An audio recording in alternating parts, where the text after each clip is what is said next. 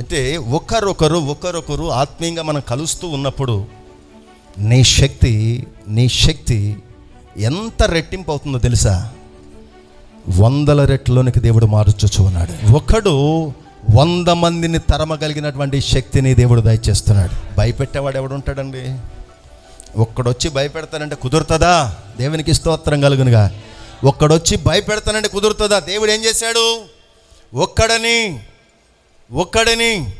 100 మందిని తరుముటట్లు చేశాడు. యెషయా గ్రంథములో ఒంటరి అయిన వాడు 1000 మంది అగునట్లుగా చేస్తూ ఉన్నాడు. ఈ ఆత్మీయమైన పరిపూర్ణమైన శక్తి కలిగిన వాడు ఒక్కడైన వాడు 1000 మంది. దేవునికి స్తోత్రము కలుగునుగా. దేవుడు గొప్ప జనముగా చేయగలిగిన వాడు. భయపెట్టేది ఎవడు భయపెట్టగలడు? ఎవడు శపించగలడు? దేవుడు శపించనదే, దేవుడు భయపెట్టనదే ఎవడు భయపెట్టగలడు? యాకోబును దీవించిన దేవుడు